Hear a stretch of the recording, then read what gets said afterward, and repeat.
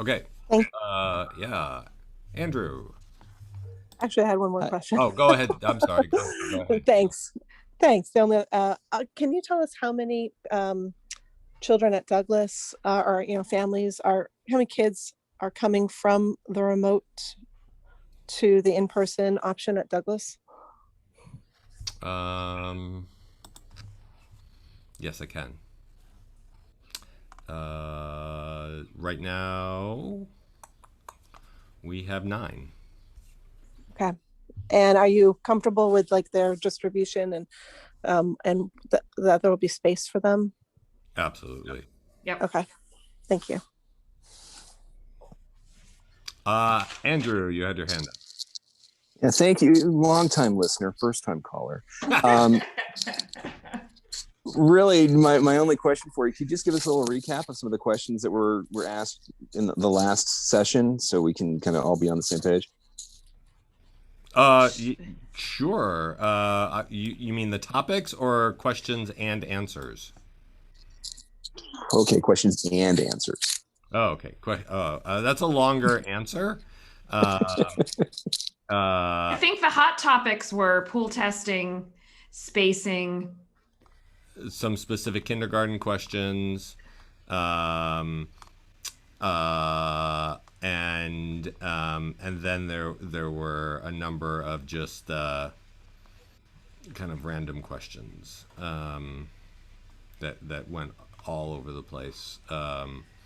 So for instance, there were some questions about the bus, and the answers that we had were that if you needed to change your transportation, you would be able to do that.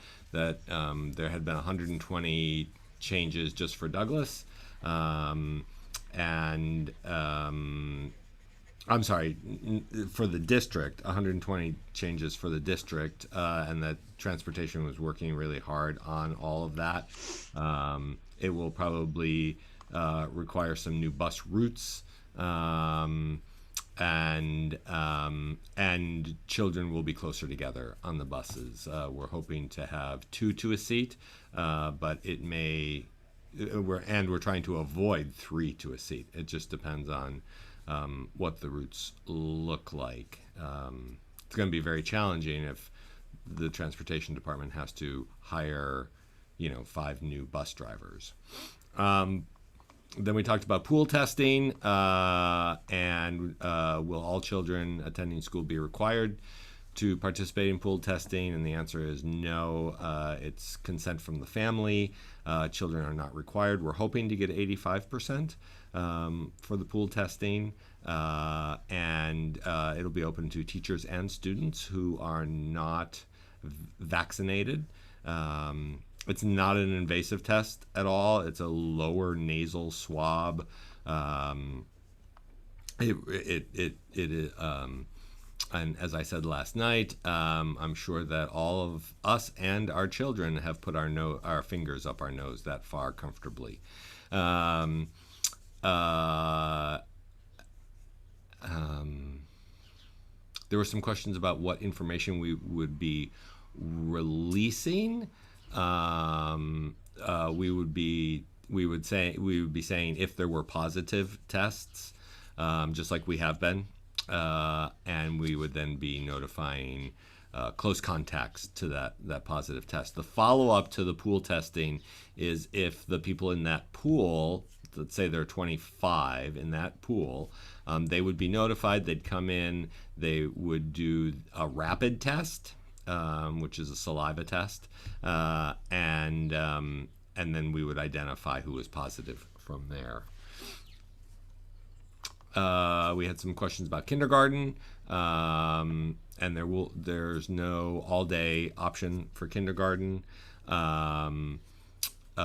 Kindergarten will be attending in person alternating Wednesdays, so AMK would be one Wednesday, PMK would be the next Wednesday, and that the district is able to provide extended day, either AM or PM, at the administration building for kindergarten.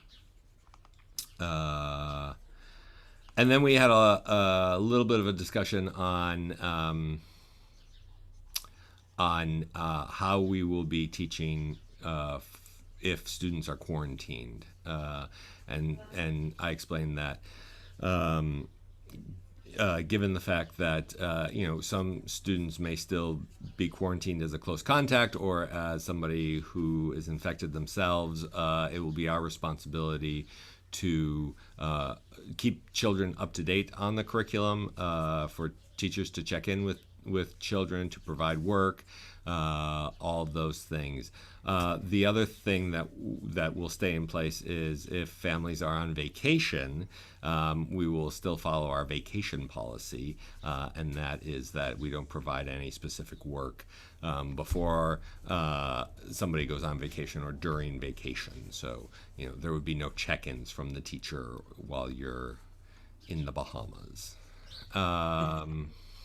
Sorry. Even though it is now technically possible. Enjoy the beach. All right. So those were the big topics. Jacob Brain has his hand up. Fantastic. All right. Jacob. Oh, hi. It's actually Radostina Jacob's mom. Sorry, I Hi. didn't change my name using his Zoom link. Thank you first for all the updates and emails. It has been great.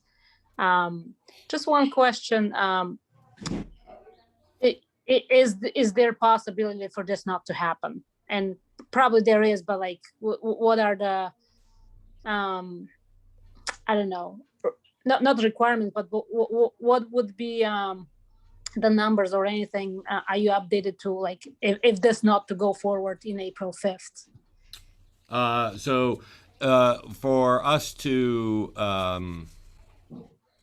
either not go forward or to close the school, it's actually much harder now. It would require that we have significant numbers of transmission within the school. Okay.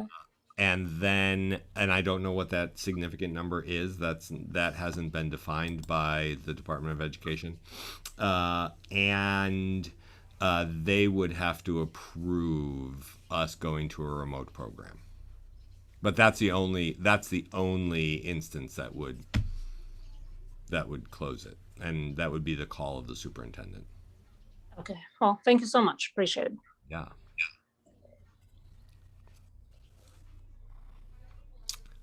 Since I can see everybody, you can either raise your hand virtually or in person. I see Larissa. Hi. Hi. Apologize if my voice is in and out. I'm really excited we're bringing Julia back. So she's super excited to come back in with her 6th grade. My question is, I'm assuming all will go smoothly and she'll ride out the rest of the year back with her peers. If for whatever reason things go sideways and we are not comfortable with how her experience is going, do parents have the option to put their kid back to the remote learning program? You would. I know that there have been like accommodations throughout the year of like kids popping in and out and things like that shifting, and based on how our individual students learn. Nathan and Julia, Nathan's going to be staying remote. Julia's going to be coming back. But if she becomes has anxiety issues with it, if she's not comfortable with how it's going, or if we're not comfortable with how it's going, will we have the option to put her back into her remote group that she's been in so far? Yeah, you would have to request that from the superintendent. Okay. Here's what I know. I know that they are not redistributing the the classes of the remote students right now. So whatever class Julia's in right now would just be one student fewer. So that spot would technically still exist. Okay. So they're not combining classes. I'll also say that I don't see her name on the list. So if you just check, because I checked this morning to see all the students, and I don't see it. I don't see Julia.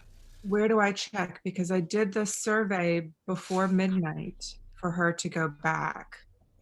And I listened to the second half of last night's, and I'm like, oh, well, it sounds like there was room that kids go back to Douglas. For us, the deal breaker is if they put her into another school, then forget it. She's staying remote. It closed a while ago, though. It closed a while ago. It wasn't midnight last night. That was the deadline. No, midnight the 10th. Okay. We submitted by midnight before we submitted on the 10th our consent and request for her to go back. Are you saying that's not showing? It is not. Does that not show for Douglas, or do you see Nope, all she's the not on kids? anywhere. Damn it. How do I do? What do I do? I know this is not what the Zoom call is about, but if you can just tell send me an that- email. Just send me an email so that and I'll add her to the district list. I'm so glad you're on here so that we know that, because that was the first thing I thought was, did I miss People are something? like, woo, so excited and like, yeah, I'm gonna hop off so I can put that fire out. Good to see you. Talk to you later. All right. Kendra. Hi. Just a question around the pool testing. Is it my understanding correctly that we don't get notified if the pool is all negative? It's only if there is a positive? Correct. Okay. And we will be pool testing on Mondays and Tuesdays. Mm-hmm. And then we would technically be doing any follow-up testing on Wednesdays. Okay. And so if you were not notified by Wednesday, then everything would be fine. Okay. All right. That's good to know. Thank you. Yep. Mary, did I see your hand? Yes. Maybe I missed it from somewhere in an email, but what happens if the pool testing is showing a significant amount of positive cases? Does that classroom go into quarantine, or what happens? All right. So it depends on how many students are actually being tested. So a pool is going to be about 25 people. And so that could be right around one classroom, or it could be two classrooms. So those individuals who are tested, we know that they're all in the same pool. If there was a positive result, they would be tested, retested with this rapid test, and then we would look at what specific classroom that person or people were in, and we would look at now 6 feet of distance around that individual. So we wouldn't necessarily be quarantining an entire classroom. We might, if that classroom was particularly mobile on that day that it was in, or on those days, Monday and Tuesday, once we hit April 5th.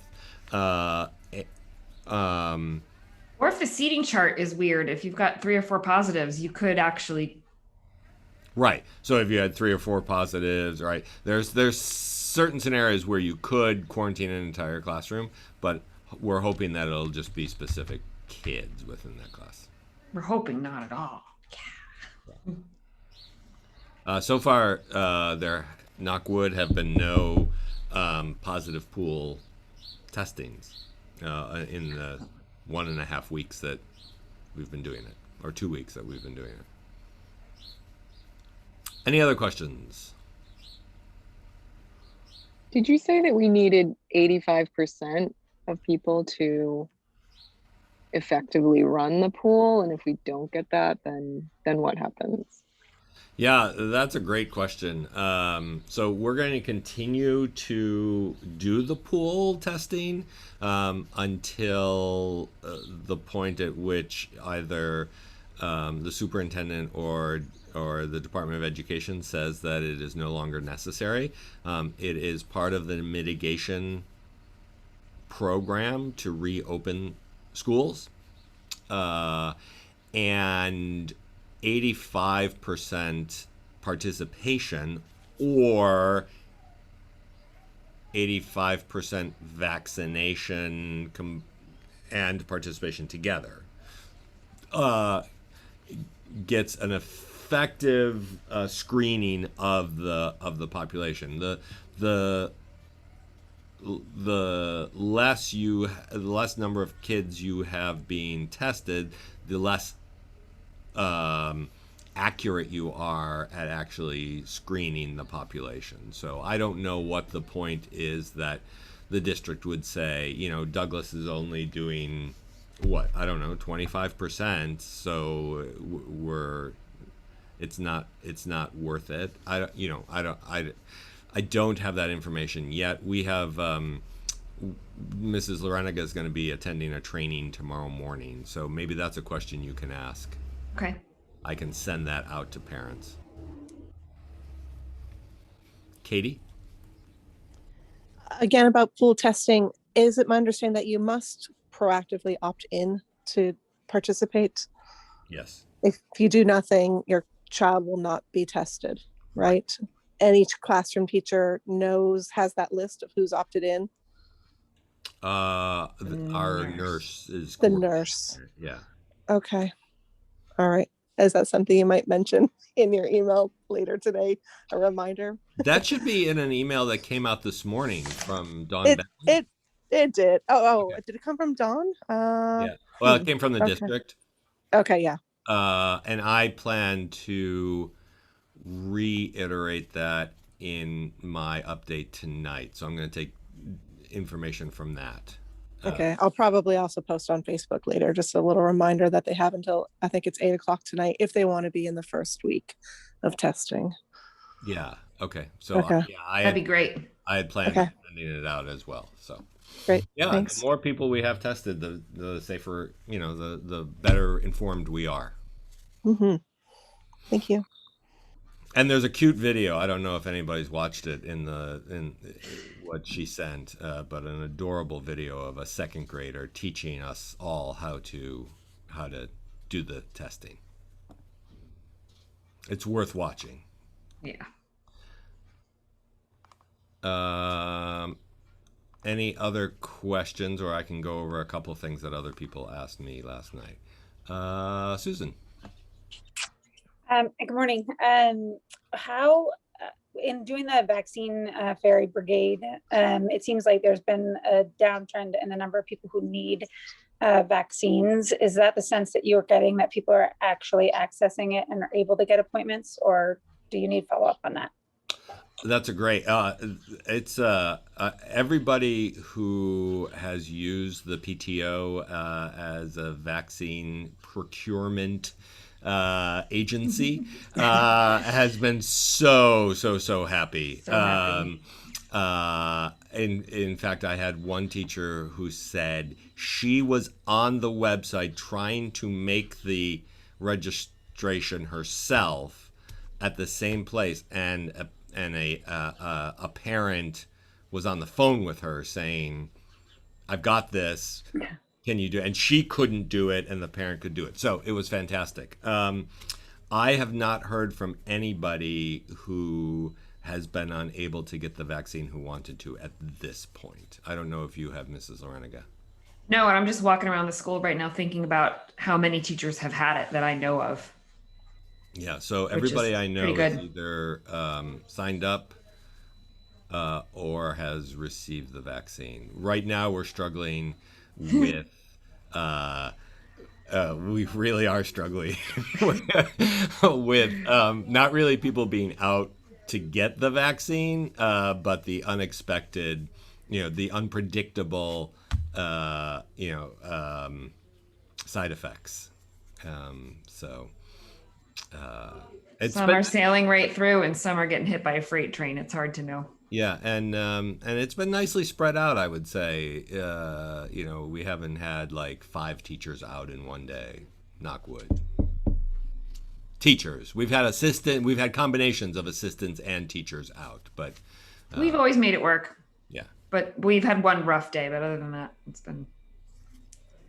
Okay, that's great. If there's anything that comes up and you guys hear of something, just let us know. And it was actually at a district level. I'd love to have the PTO take credit, but the district is actually putting it all together. But the parents at Douglas have been more than involved in trying to get those assignments. So we appreciate so everything excellent. you guys are doing.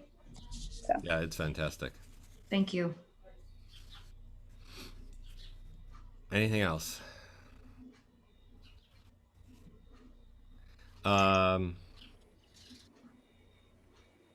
Bring on April 5th. There were some questions about assistants. Do you want to just go over assistants? Yes, so the assistant's roles are going to be changing just a little bit. So since there's going to be no more asynchronous Zoom time, the assistants will spend 4 hours in the classroom they're assigned to, and then they'll do 8 hours of lunch and recess, because lunch and recess will be such that half the class will eat while half the class is having recess, and then we'll switch so that our classrooms are not overcrowded during mask off time. So we need more lunch and recess coverage. We also need a ferry to come and deliver all of the lunches, but we'll figure that out. The bins. How about music class as well, Mrs. Serenigan? Yes, so the first grade has had remote music all year long, and that will be ending, I believe this week as the new term changes, and they won't continue. They'll just continue with their regular special schedule. And 5th grade and 6th grade, some of the sections had remote music and some were slated to have remote music, but if you had remote music in the last term, you won't. You'll have it in person on Wednesdays. Because there's no way to have remote music when you're in school. There were some questions about Chromebooks. The answers about whether you have to bring your Chromebook back and forth or your iPad back and forth will come directly from grade level teachers, because it's going to be different at each grade level. But we do need them here in charge for the MCAS. I'm going to be sharing with parents some great research and a great website from MIT about airflow in classrooms. I am 100% confident, and I'd never been that at the beginning of the school year, but I am 100% confident in the airflow of the classrooms, with the windows open and the doors open and the univents going, and we also have these very large HEPA filters in the classroom. So we have over 8 air exchanges per hour in those classrooms, which more than mitigates the air exchange for the number of kids that we're going to have in the classroom. So the chances of viral transmission in the classroom, wearing a mask, not singing, and having the airflow is very low. It's almost the same as outside. So that's fantastic. And so, in the cases where we have inclement weather and children have to eat snack or they have to eat lunch inside, which we're hoping will be very, very infrequently, we feel comfortable that we can have children, every other child eating, a child masked, and that will be safe, and then we'll switch off. And again, we're hoping that most snack time can happen outside so the whole class can be together. And do you want to describe what's going to happen during lunch? Yes. So Sure. The kids are going to be seated in a checkerboard of their cohorts. So they'll still have their lunches and their recesses with their cohort. So the blues will go outside and eat first, and then they'll switch at the halfway point. And that way they're only eating with their masks off with their cohort. And then it will always remain that only one half of the class is outside at recess at a time, so that we are, 6 feet apart as our masks are off and we're eating. And it will make it nice for recess. I would be lying if I said I were thrilled to throw out the entire 6th grade at once right now.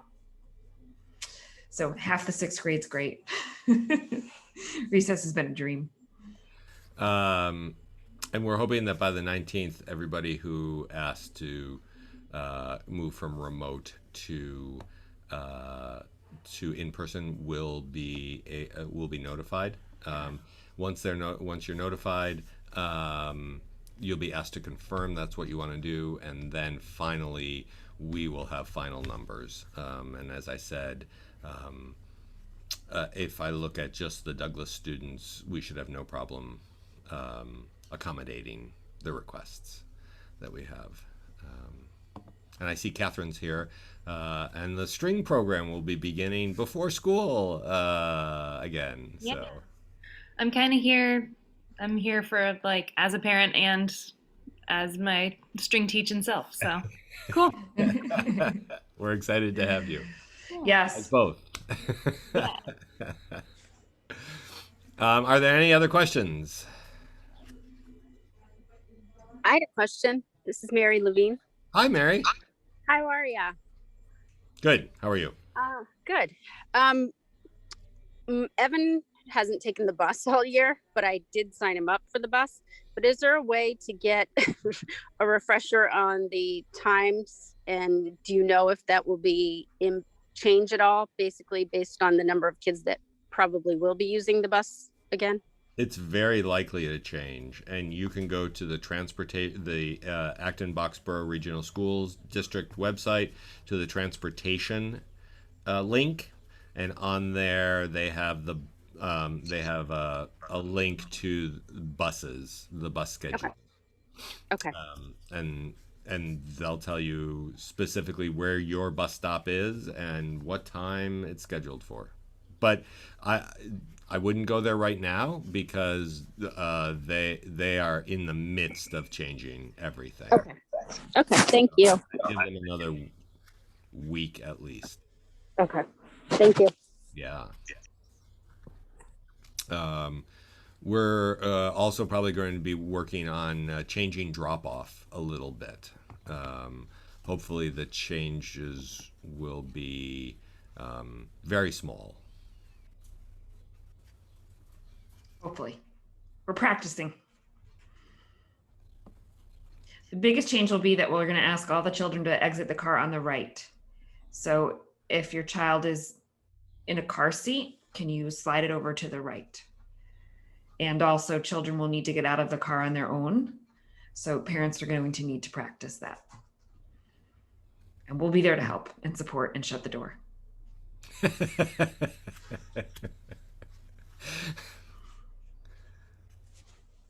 All right. So that's everything that we know at this point. And as always, I will be updating people every day. And as we find out anything more or anything important, we'll share it with you. And feel free to shoot us an email if anything comes up. Mm-hmm. All right. Thanks, guys. Thank you. Hey, everybody. Take care. Thanks, everybody.